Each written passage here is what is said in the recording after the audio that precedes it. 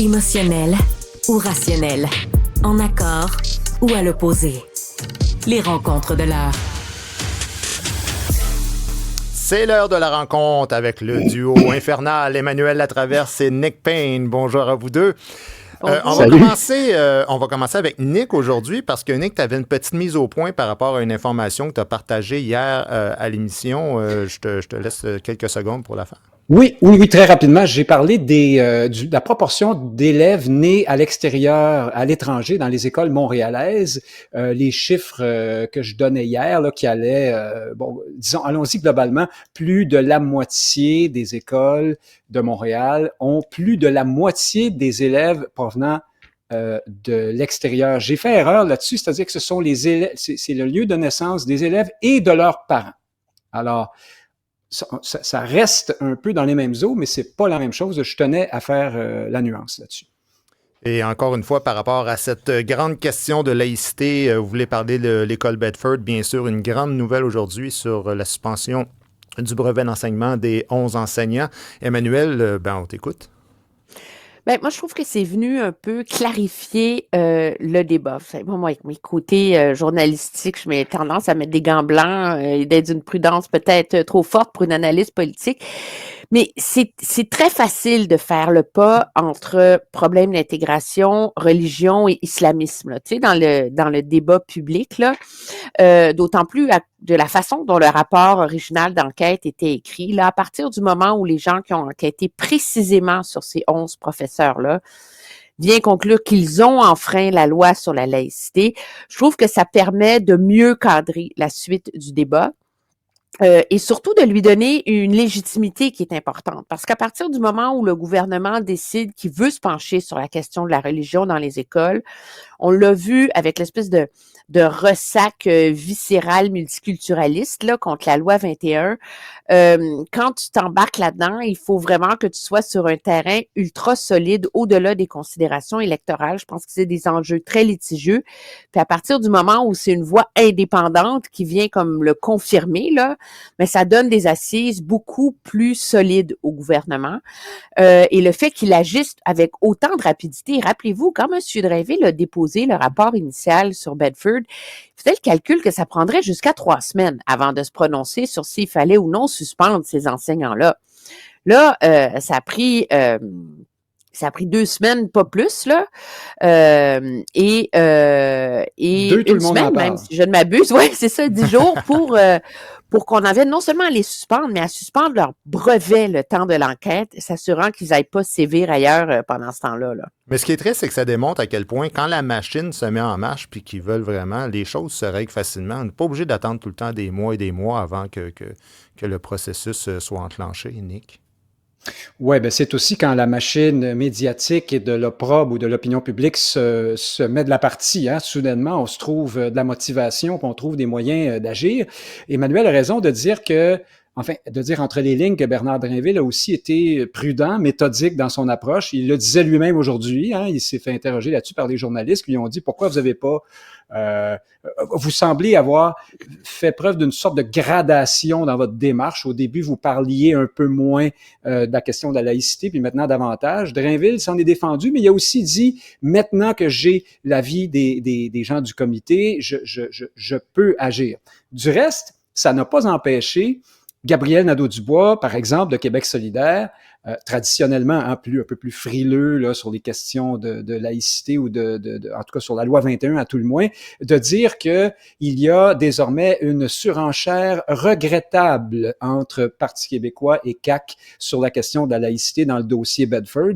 Alors là, on voit, Guy, que la machine commence à se mettre en marche. On a remis 2 $ dans le bidule, là, dans la machine du débat sur la laïcité, puis j'ai l'impression qu'on est parti pour une autre ronde de ce vieux débat. On n'est pas étonné de Québec solidaire puis de la position de Gabriel Nadeau-Dubois là-dessus. Là. Je veux dire, c'est pas la surprise du siècle. Hein. Sauf que moi, je trouve que c'est un débat sur la laïcité qui est plus facile.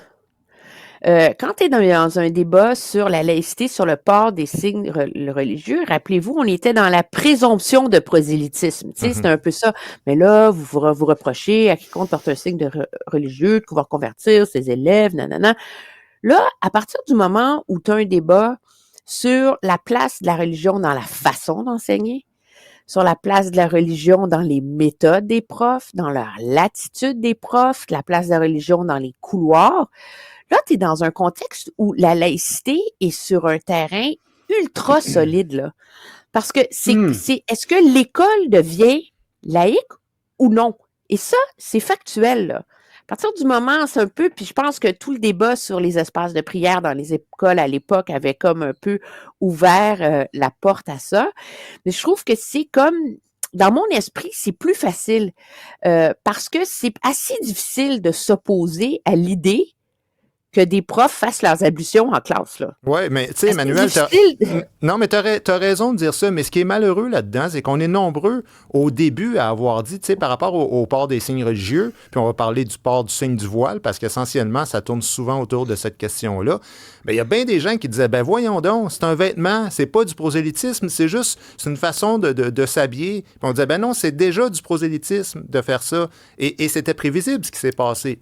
En tout cas, moi, je n'ai pas été étonné. Bedford, pour vrai, là, je pense que c'est la pointe de l'iceberg, puis que non seulement c'est la pointe de l'iceberg, mais il y en a d'autres. Puis sais-tu quoi? Il va y en avoir d'autres malgré ce qui se passe en ce moment. Parce que c'est très fort, ça. Et le port des signes religieux, c'est pas banal dans une société. Moi, j'ai l'impression d'entendre une belle candeur dans le propos d'Emmanuel parce que je subodore que le même débat va reprendre. On va trouver des façons de taxer d'intolérance et de racisme ceux qui vont être pour un renforcement peut-être plus conséquent de la loi 21, à l'inverse de ceux qui vont dire non, ça suffit, on en a assez fait. La déclaration de Nadeau-Dubois va parfaitement dans ce sens-là aujourd'hui. Donc, j'ai l'impression que c'est parti mon kiki, comme on dit, il fallait voir les réactions à ce qu'a dit Paul Saint-Pierre Plamondon, hein, déjà hier, là, ça fuse là, sur les réseaux sociaux pour l'instant, mais quand même, bien sûr, là, les accusations exorbitantes habituelles, voici les péquistes qui jouent de l'identité, de je sais plus quoi, le racisme et le nationalisme ethnique et quoi encore, l'identité, hein, l'identitaire. Là, il y a même Simon Jolin Barrette, hein, a été malgré lui aspiré là-dedans, il faisait un point de presse sur autre chose aujourd'hui, il essayait de nous parler du changement d'heure. Là, qui est essentiel dans la société.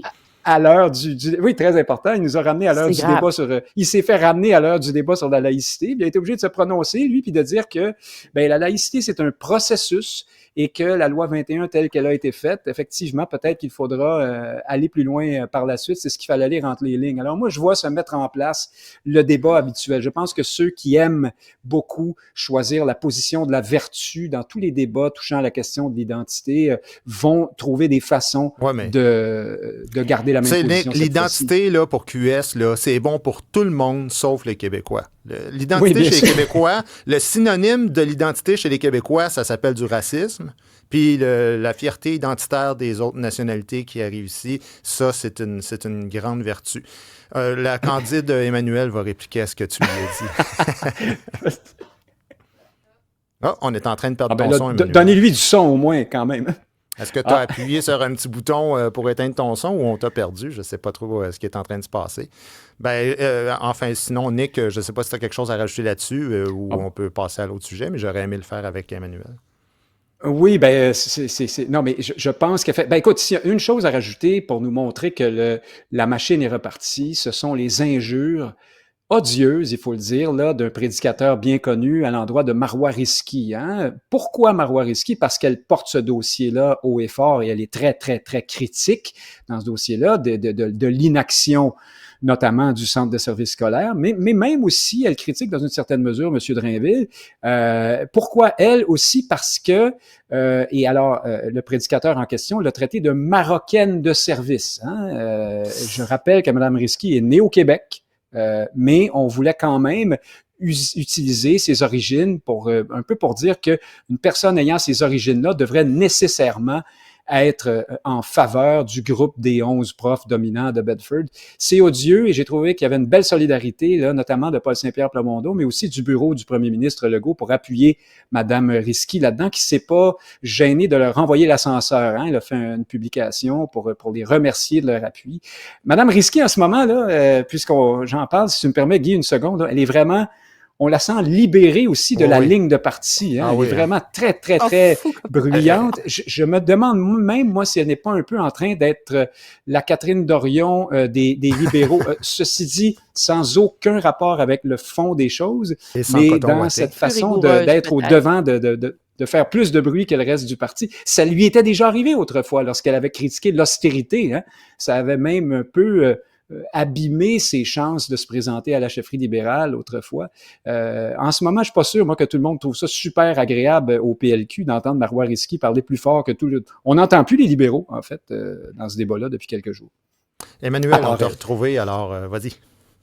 Oui, mais moi, je trouve ça tellement dégoûtant, les commentaires de Adil Sharkawi. Faut-il rappeler que c'est lui qui se cache derrière le droit de citer le Coran pour justifier un discours profondément haineux à l'égard des Juifs et totalement antisémite et qui est toléré dans de tels rassemblements et que notre grand pays multiculturaliste n'a pas pensé de fermer cette porte dans la loi contre la haine en ligne et le discours haineux au Canada. Alors, je pense qu'il faut juste le rappeler, là, comme il s'est rappelé à notre bon souvenir, M. Sharkawi, ben, il y a une porte en or à Ottawa pour lui fermer le clapet, puis on n'a pas osé le faire au Canada. Alors ça, c'est mon petit aparté. Sur l'histoire de la religion, cependant, si on veut vraiment aller plus loin dans le concept de laïcité et carrément dire, là, on met en place les contrôles et les mesures pour sortir la religion de l'école, à un moment donné, moi, je veux bien le compromis historique, là, mais il va falloir, ce qui est bon pour Minou va être bon pour Pitou.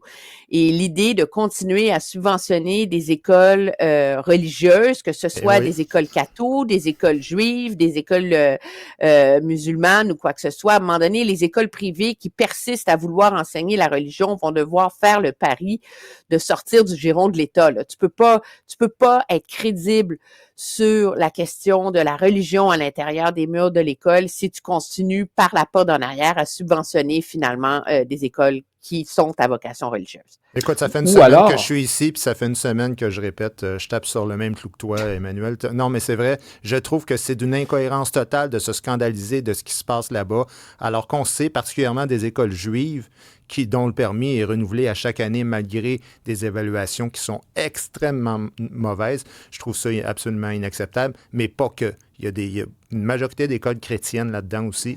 Alors, il faut vraiment mettre un terme à ça. Nick, le mot de la fin. J'allais dire à moins, Guy et Emmanuel, qu'on ait l'immense courage de noter qu'il y a une religion plus que d'autres ces années-ci qui a une attitude expansionniste ou revendicatrice. Et c'est peut-être pour ça qu'on est plus chatouilleux quand c'est de celle-là dont il s'agit. Voilà.